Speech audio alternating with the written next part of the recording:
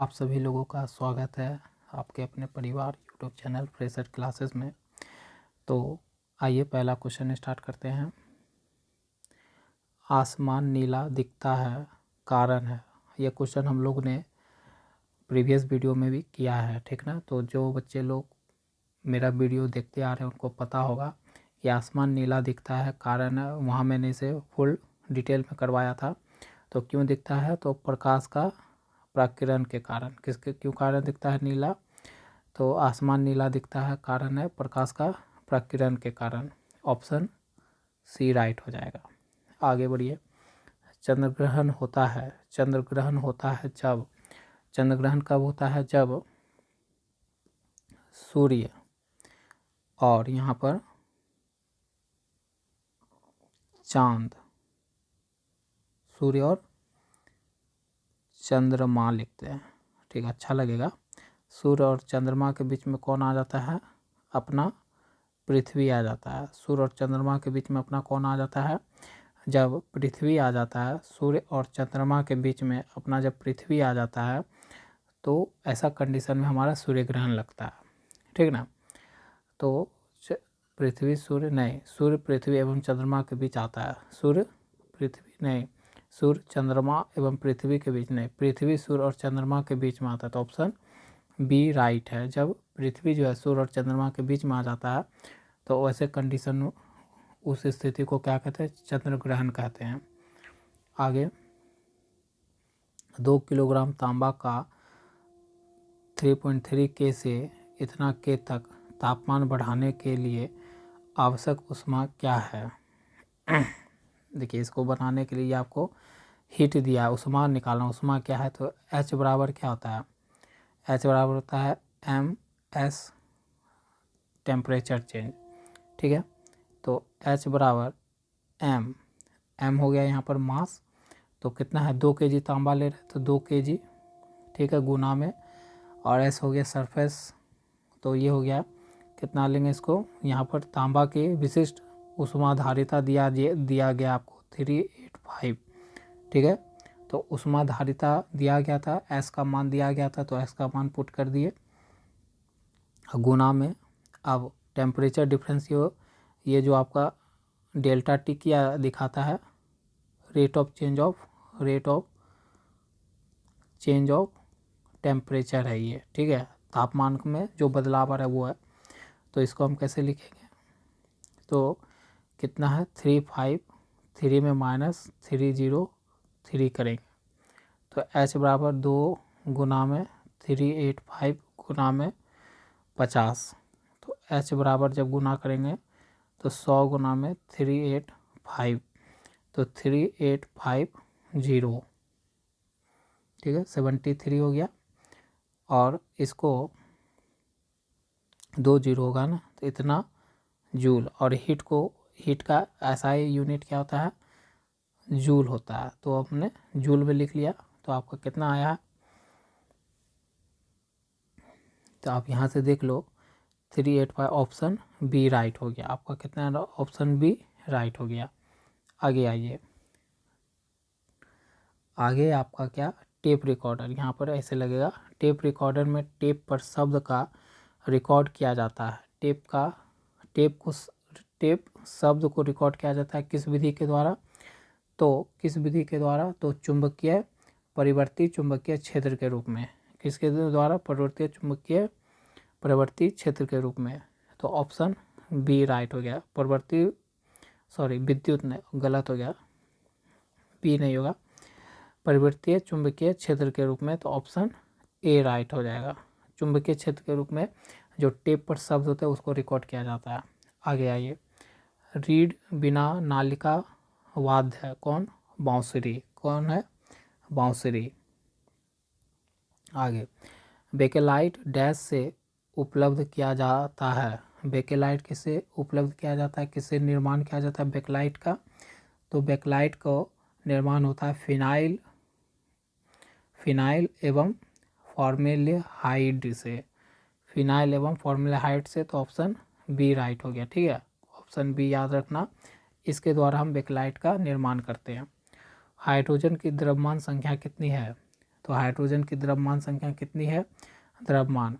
तो क्या होता है, किसी परमाणु के केंद्र में उपस्थित नाभिकीय कणों, प्रोटीन और न्यूट्रॉन के योग को ही हम क्या कहते हैं, द्रव्यमान कहते हैं। द्रव्यमान किसको कहते हैं, प्रोटॉन और न्यूट्रॉन के योग को क्या कहते हैं, द्रव्यमान कहते हैं, ठीक ना। हाइड्रोजन की नाभिक में केवल एक प्रोटॉन पाया जाता है। तो जो हाइड्रोजन होता है उसके नाभिक में कितना प्रोटॉन पाया जाता है, एक प्रोटॉन पाया जाता है। अतः हाइड्रोजन की द्रव्यमान संख्या कितना हो जाएगी, तो हाइड्रोजन की द्रव्यमान संख्या 1 हो जाएगी। तो ऑप्शन बी राइट हो गया। ठीक है, आगे आइए। सोडा वाटर की प्रस्तुति में कौन सा गैस का प्रयोग होता है, तो सबको याद होगा कार्बन डाइऑक्साइड का होता है, ऑप्शन सी, जिसे हम CO2 से दर्शाते हैं। तो किसका उपयोग होता है, कार्बन डाइऑक्साइड। आगे, निम्नलिखित यौगिक में से कौन आयोडोफॉर्म अभिक्रिया देता है, यौगिक में से कौन सा आयोडोफॉर्म अभिक्रिया देता है, तो याद रखना ऑप्शन ए एसीटोन देता है। ऑक्सैलिक एसिड का ये फॉर्मूला होता है, में सी की ऑक्सीकरण संख्या क्या है, तो H2C2O4 में आपको पूछ रहा है सी का ऑक्सीकरण संख्या क्या होता है, तो सी का ऑक्सीकरण संख्या मान लेते हैं अभी X है।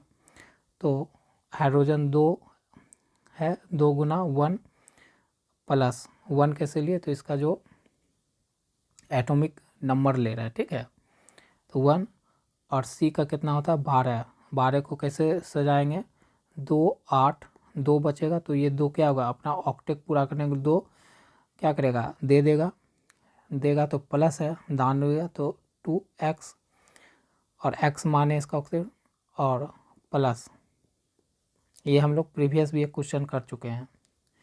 और ये है ऑक्सीजन का कितना होता है 8, तो 8 कैसे देता है 2 8, तो ये नहीं 6 2 6, तो ये -2 क्या करेगा, अपना ऑक्टेट 8 पूरा करने के लिए लेता है, तो इसलिए -2 गुना में कितना ऑक्सीजन यहाँ पर है 4,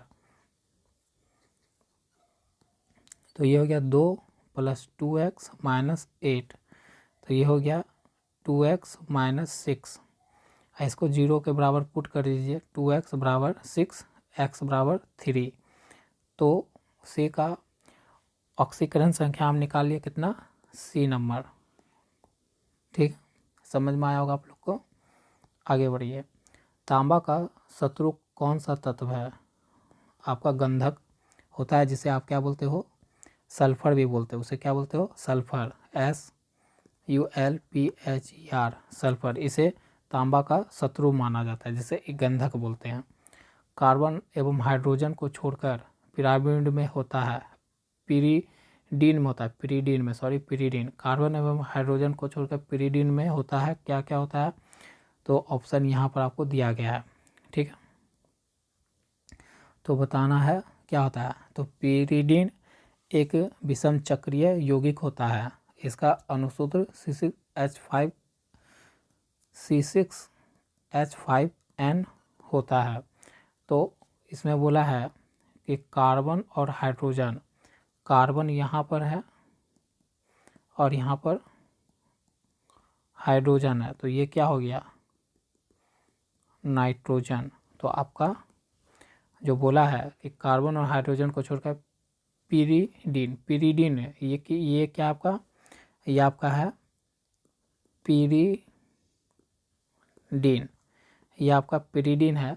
तो पिरीडीन में कार्बन हाइड्रोजन के अलावा कौन सा उपस्थित होता है, तो नाइट्रोजन भी उपस्थित होता है। आगे आइए। स्टेनलेस इस्पात डैश का एक मिश्र धातु है, स्टेनलेस इस्पात जो है किसका मिश्र धातु है, तो स्टेनलेस इस्पात क्रोमियम तथा निकेल का एक मिश्र धातु है, किसका किसका, क्रोमियम और निकेल, क्रोमियम यहाँ और यहाँ निकेल है, तो ये सब ऑप्शन गलत, तो आपका ऑप्शन ए राइट हो गया। ब्रोमीन जल को रंगहीन करने वाला यौगिक है, ब्रोमीन जल को रंगहीन करने वाला यौगिक है। तो ब्रोमीन जल असंतृप्त हाइड्रोकार्बन के संपर्क में आने पर रंगहीन द्रव में बदल जाता है। किसके संपर्क में आने पर? तो ब्रोमीन जल जो है हाइड्रोकार्बन के संपर्क में आने पर रंगहीन द्रव में बदल जाता है।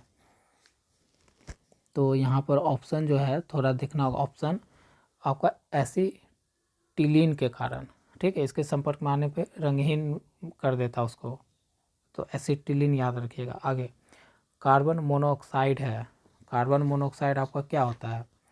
तो कार्बन मोनोऑक्साइड आपका स्वादहीन होता है, उदासीन होता है, ऑप्शन सी। आगे आइए, निम्नलिखित में से कौन एक संक्रमण तत्व है?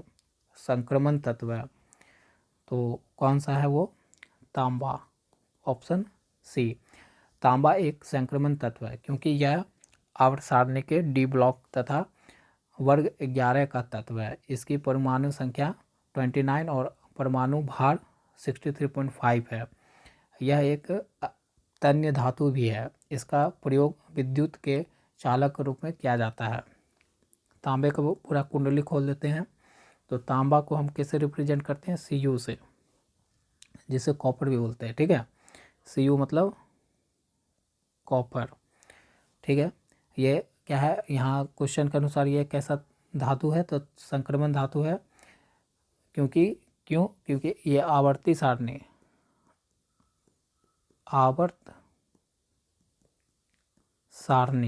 सारणी के किस ब्लॉक में आता है? तो डी ब्लॉक में आता है, ठीक है। तथा ये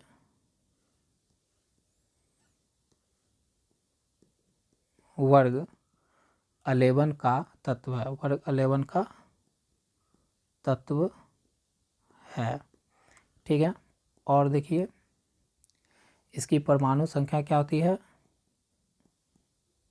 एटॉमिक नंबर जिसे बोलते हैं, या हिंदी में बोलेंगे तो परमाणु संख्या कितना होती है? इसका परमाणु संख्या 29 होता है। और इसका एटॉमिक मास जिसे हम क्या बोलते हैं? जिसको हम बोलते हैं परमाणु भार, हिंदी में बोलेंगे तो परमाणु भार, वो कितना होता है? 63.5 होता है, ठीक है। और इसका प्रयोग हम विद्युत के चालक के रूप में भी करते हैं, ठीक है। आगे आइए, समावयव इतना में होते हैं, ये नाइट्रोजन का दिया हुआ है, ठीक है। तो समावयव इतना नाइट्रोजन में क्या होता है? 7n इतना। तो ये आपका क्या है? एटॉमिक मास है और ये एटॉमिक नंबर है। हिंदी में बोलेंगे तो परमाणु भार है ये, और ये परमाणु संख्या है, ठीक है।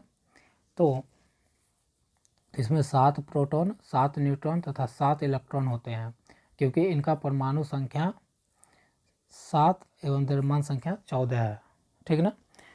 तो यहाँ समावयव पूछा है, तो समावयव के लिए डी ऑप्शन है, इनमें से सभी है। इसमें 7 इलेक्ट्रॉन भी होते हैं, 7 प्रोटॉन भी होते हैं, 7 न्यूट्रॉन भी होते हैं, तो ऑप्शन डी सही है, ठीक ना। क्योंकि यहाँ पर एटॉमिक मास बराबर क्या होता है? ए बराबर एन प्लस पी होता है। तो यहाँ पर देखो ये 14 हुआ और एन हमारा यहाँ पर एटॉमिक नंबर बराबर क्या होता है? पी। तो पी हमारा एन प्लस पी अगर निकाले तो ये प्रोटॉन एटॉमिक नंबर किसके बराबर होता है? प्रोटॉन के। तो एन बराबर कितना हो गया? 14 में -7 जाएगा तो कितना होगा? 7 ही होगा। तो सब टोटल क्या है? 7 है, ठीक है। आगे आइए, पारमाणविक संख्या 17 एवं द्रव्यमान संख्या इतना के एक क्लोरीन के परमाणु के नाभिक में होते हैं। क्या बोला? कि परमाणविक संख्या 17, ठीक है। तो परमाणविक संख्या 17 और द्रव्यमान संख्या, तो देखिए यहाँ पर परमाणिक संख्या मतलब क्या दिया हुआ आपको, परमाणु संख्या, जिसे परमाणु संख्या एटॉमिक नंबर होता है जो किसके बराबर होता है, पी के। तो यहाँ पर आपको 17 मान किसका दिया है, प्रोटॉन के। और यहाँ पर है आपका द्रव्यमान संख्या, ठीक है, द्रव्यमान भार जिसे बोलते हैं, ये आपको जिसे हम रिप्रेजेंट ए से रिप्रेजेंट करते हैं वो इसका n+p मान होता है ना। तो यहाँ पर इसका मान जो है, द्रव्यमान संख्या का मान, ए का मान दिया हुआ है 35 और n+p, p कितना दिया, 17। तो n बराबर क्या ना, 35 - 17, 35 - 17 मतलब 18। तो परमाणु के नाभिक में होते हैं क्लोरीन के परमाणु, क्लोरीन, तो ये किसका दिया हुआ था, इसका मतलब परमाणु संख्या 17 और द्रव्यमान संख्या जो 35 होता है, ये किसका होता है, तो क्लोरीन का होता है। उसके परमाणु के नाभिक में डैश होते हैं। तो नाभिक में क्या क्या होता है, कोई भी एटम का परमाणु का, उसमें प्रोटॉन प्लस न्यूट्रॉन ही होता है ना नाभिक में। तो प्रोटॉन 17 है, तो यहाँ पर कितना है, ये न्यूट्रॉन कितना होता है, 18 होता है। तो ऑप्शन बी राइट हो गया, ठीक ना।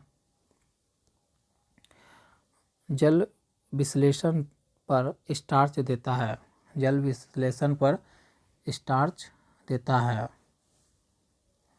क्या देता है, ग्लूकोज देता है। ऑप्शन डी याद रखिएगा।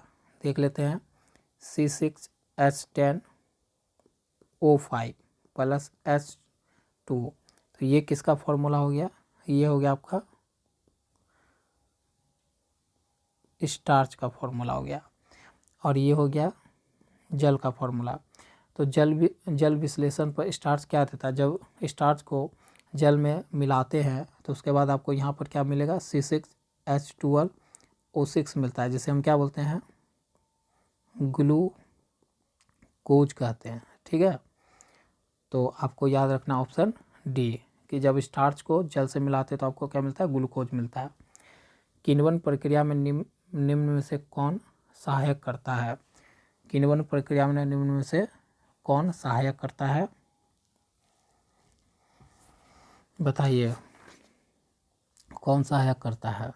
तो ऑप्शन बी, अभिक्रिया को कुछ दिनों के लिए छोड़ देना होता है, अभिक्रिया को कुछ दिनों के लिए छोड़ देना होता है।